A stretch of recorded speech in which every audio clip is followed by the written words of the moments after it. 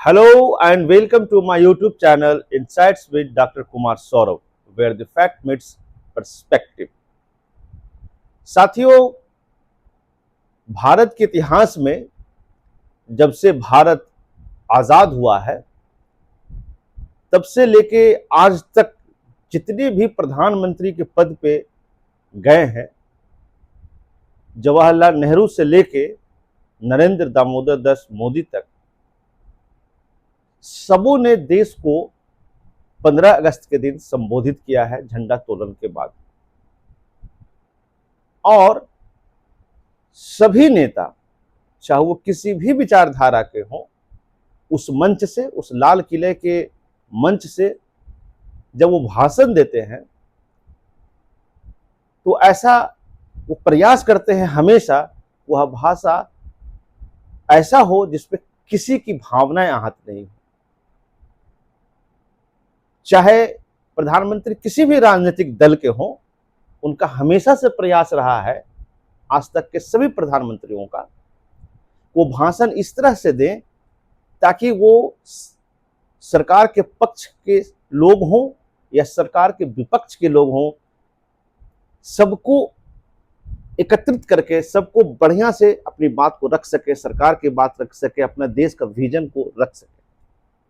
वह एक बहुत बड़ा मंच होता है। सिर्फ भारत ही नहीं, पूरी दुनिया उस भाषण को बहुत एनालिसिस करती है, मीडिया उसकी बहुत एनालिसिस करती है। बहुत सौभाग्यशाली वो लोग होते हैं जो 15 अगस्त को उस किले से, लाल किले से देश को संबोधित करते हैं। लेकिन 15 अगस्त 2026 को प्रधानमंत्री नरेंद्र दामोदर दास मोदी जी ने जो भाषण राष्ट्र के संबोधन, राष्ट्रीय ध्वज तोलन के बाद दिया,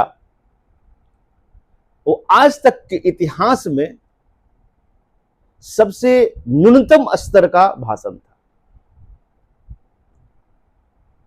जिसकी जितनी आलोचना की जाए उतना कम है।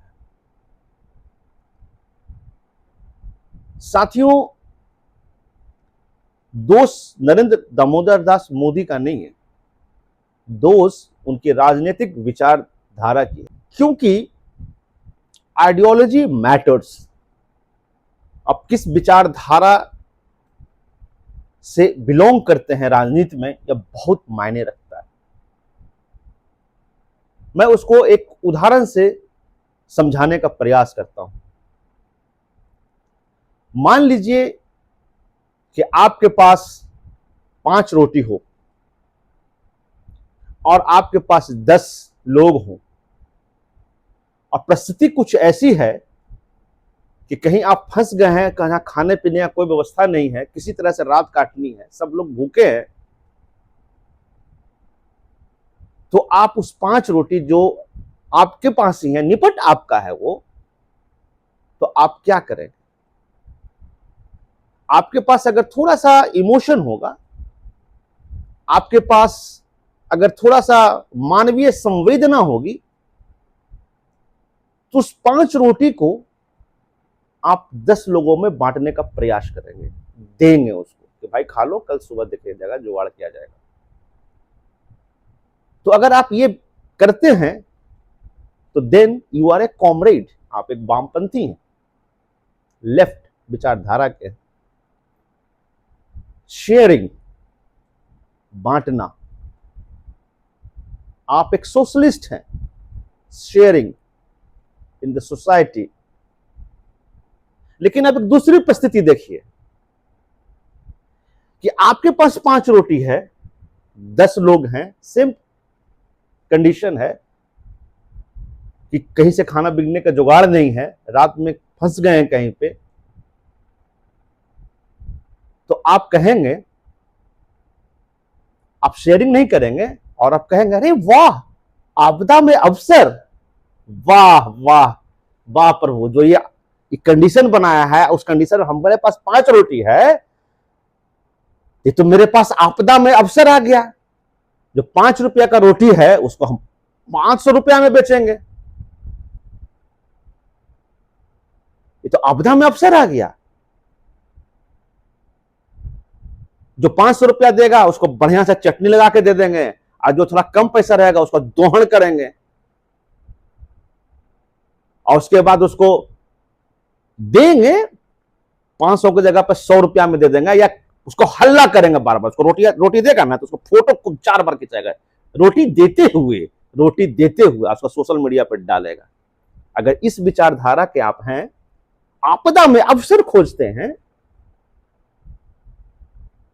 तो आप कैपिटलिस्टिक थॉट के धुर दक्षिण पंथी हैं आप, जिसको आम भाषा में सुदखोर बोला जाता है। किसी के यहां कोई मर जाता है जब तो सुदखोर पहुंच जाएगा वहां पे, 4 गो सहानुभूति का शब्द देगा, पैसा देकर चल जाएगा, बोला कर 2 टका। मदर इंडिया देखे हैं?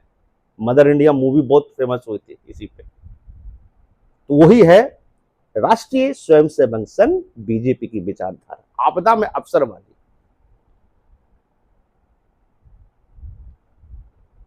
तो ये है वैचारिक अंतर मोदी जी और मोदी जी के विपक्ष के लोगों में। वो अवसर खोज रहे हैं, कोरोना में अवसर खोजते हैं, नोटबंदी में अवसर खोजते हैं, अपने सेठ साहूकारों को अरबपति खरबपति बनाने के लिए, चंदा चोरी में अवसर खोजते हैं कि कैसे मेरे लोग इसमें खाए पिए मस्त रहे एकदम। तो यह है वैचारिक डिफरेंस। अब आते हैं दिमागी नक्सल। वाह Modi ji, salute to the great dictator of India. आज तक जितने भी प्रधानमंत्री बने हों, चाहे उनकी कितनी भी वैचारिक मतभेद अलग अलग पार्टियों से रहे हों, लेकिन इस तरह से गलत चीज कभी नहीं बोला। आपके जनसंघ के नेता थे श्यामा प्रसाद मुखर्जी, जो कि हिंदू महासभा से हैं थे और जनसंघ की स्थापना की थी और जिन्ना के साथ मिलकर सरकार चलाया था। उस जैसे आदमी को भी नेहरू जी ने मंत्री बनाया था अपने पहले मंत्रिमंडल में। जानते हैं क्यों? कि घंघोर वैचारिक मतभेद होने के बावजूद भी उनको एक जगह दी थी कि भाई तुम्हारा भी रिप्रेजेंटेशन है, क्या करोगे, जो हो अब क्या कर सकते हो, तुम्हारे में है, लेकिन हो तो भारतीय ही ना, तो लो तुमको भी एक रिप्रेजेंटेशन है। और एक आप है, हर किसी को एक बॉक्स में रखना है। पहला बात तो आपने क्लियर कर दिया कि दिमाग वाले लोगों से आपको बहुत दिक्कत है। जो पढ़ेगा, लिखेगा, डॉक्टर बनेगा, इंजीनियर बनेगा, हक हुकूक की बात करेगा, उससे आपको बहुत दिक्कत है। सब अंधभक्ति में लगा रहे, सब बहुत बढ़िया। धार्मिक अनुष्ठान सब में लगे रहो, एकदम उसी में मस्त रहो, अब मोदी जी का जय जय करते रहो, सब बहुत बढ़िया। जो आवे आईटी सेल बीजेपी से उसको स्प्रेड करते रहो, उसको फॉलो करते रहो, सब बहुत बढ़िया। प्रश्न कर दिए तो तुम दिमागी नक्सल हो गए। तो क्या करे आदमी? आपको आइडियल माने? जो 35 साल, ये आपके वचन है महामानव, मेरे नहीं, 35 साल आपने भिक्षाटन किया है। तो मैंने हम सभी यूथ, नौजवान, आज का जेन जी ऐसे आदमी को आइडियल माने जो भीख मांगा है 35 साल से, और इंटरव्यू में बताता है बहुत शान से कि मैंने 35 साल भरे जवानी में मैंने भीख मांगी है। कि एक ऐसे आदमी को आइडियल माने हमारा यूथ, पंडित जवाहरलाल नेहरू जैसे, जो अच्छा अच्छा किताब लिखे पढ़े, जेल गए, जेल में खूब स्टडी किया और एक विजन के साथ जब प्रधानमंत्री बने तो विजन के साथ देश को आगे ले गए। आपने कहा कि 14 के पहले कोई इंडिया का कोई था ही नहीं, कोई डेवलपमेंट ही नहीं था, कोई जानता ही नहीं था। 14 के बाद आप महामानव नर बायोलॉजिकल आए, देश में हुआ है सब कुछ। आप कितने कृतज्ञ आदमी हैं, इससे यह पता चलता है। जो अपने ही पूर्वजों को गाली बकता है, उसकी मतलब आलोचना नहीं, आलोचना तो एक अच्छा शब्द होता है, मतलब क्या बोले कि कुछ लोग ऐसे होते हैं ना कि अपने माँ बाप को कोसता है हर चीज के लिए, उसी कैटेगरी के आदमी आप, एकदम कृतज्ञ। आप जो बोलते हैं ना कि 14 के बाद ऐसे हुआ, चाहे आपकी जो कंगना रनावत बोलती है कि 14 के बाद ऐसे हुआ, आजादी मिली, ये सीधे थप्पड़ मारना हुआ उन पूर्वजों का, उनको निग्लेक्ट करना हुआ।